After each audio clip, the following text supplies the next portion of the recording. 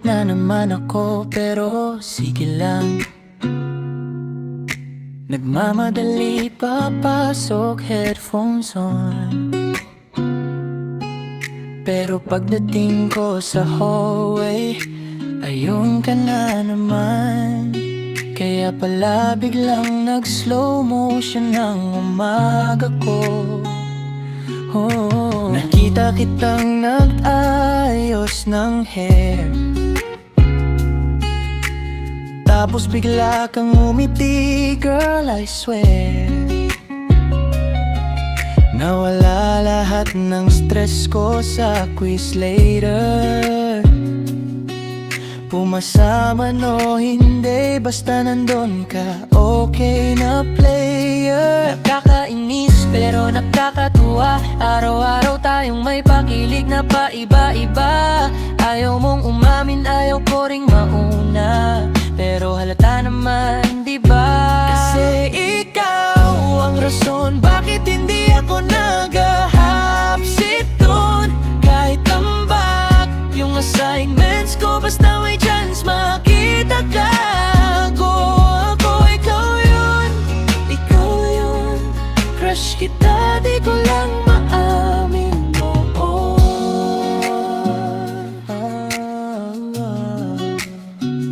At ikaw ang dahilan kung bakit lagi akong nasa koridor. Nagbabaka sakaling dumaan ka kahit 5 minutes more. At nung nasabi ko yung hi, Lord, ako'y nag-follow na. Crush din kita noon. Nilitandaan mo pa yung group project natin.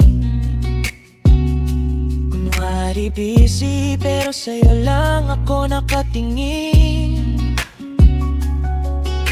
Babae, alam ko naman yon, obvious kaya, pero cute ka, kaya hinayaan ko na. Lalaki prom night nung inabot ko yung kamay mo. Babae, oo, nanginginig ka pa nga, oh. Pero worth it kasi ikaw ang kasama ko. Babae, at sana noon pa sinabi mo, kung pwede lang ibalik lahat ng tawanan natin, pasilip-silip.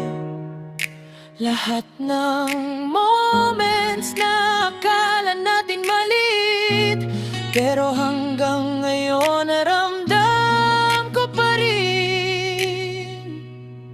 Kasi high school life natin parang movie scene.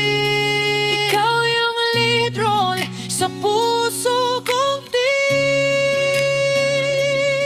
Ikaw ang dahilan ba't makulay ang high school ko.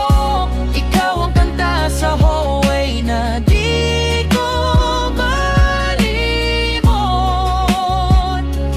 Kung may babalikan man ako sa buhay ko, yun yung araw-araw kasama ka. Sa hallway kita una, sa puso kita dinala. At kahit lumipas na, ikaw ang pinakakilig na alaala.